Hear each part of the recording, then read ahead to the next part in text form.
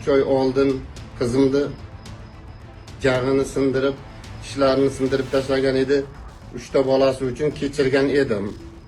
Bu safargisida shisha parchalari bilan yuz qismiga, tana qismlariga bir necha joyiga jarohat yetkazib, uyiga qon jo'shagan holatda tashab ketgan. Men taksi haydayman, uzoqroqda klient bilan edim. Yangangiz telefon qildi, qizingizni dedi, ana shunday uribdi yana keling dedi. U betida qoni bilan mana yerida sanchilgan shisha bilan uyda yotavergan. Ma'lum bo'lishicha, 11 yildan buyon birga yashab kelayotgan 3 nafar farzandning ota-onasi o'rtasida kelib chiqqan janjalga telefon sabab bo'lgan. Biz tanganing ikkinchi tomonini ham o'rganish uchun kuyovning xonadoniga bordik. 3 oy oldin boshlangan. Shu bir marta janjal qildik. Undan keyin tinchib ketgan. Erkaklarga boshqasiga ko'nib yashardik. Telefonda chekladim men. Telefonda gaplashishni chekladim. Chunki nima deydi? Har kim bilan gaplashgan audio viziflarni eshitib qoldim. Eshitib qolganimdan keyin chekladim. Ma'lum bo'lishicha, o'sha kungi er-xotin janjalda kelin aynan mana shu xonaga qochib kirgan va erkak esa mana shu derazani sindirganligi aytilmoqda.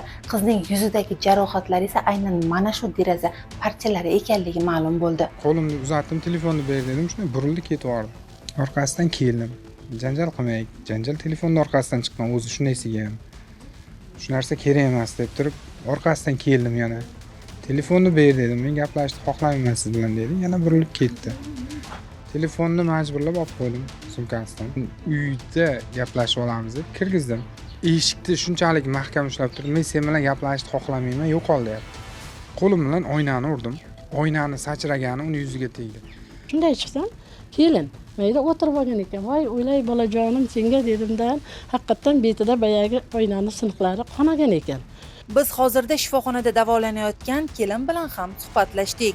O'tgan safargisida ham shu urib, og'izlarimni yirtib, tishlarim sindirib tashlagan edi. 3 ta bolam uchun kechirgan edi o'tgan safar. Faqat ko'z oldingizda bolalaringiz turadi ekan. Bu safargisida o'zimni jonim ko'zim oldiga keldi. Shundayam ularda aytganini qildim. Qaynonam uydan chiqarmadi. Hamma joyim qonab yotgan joyimda. Poliklinika yonimizda, o'sha yerga jo'natmadi. Meni sharmanda qilasan yana deb. Darvozadan chiqarmadi meni. Men qizlarimni chaqiraman yana dedi. Qiz haqida umuman salbiy fikr bildirishmadi. Qaynsingillari haqida ma'lumotga ega emasman. Qaynonasi pedagog, o'qituvchi bo'lib, maktabda ishlagan. Ushbu holatga Samarqand viloyati Ichki ishlar boshqarmasi axborot xizmati rahbari rasmiy izoh berdi.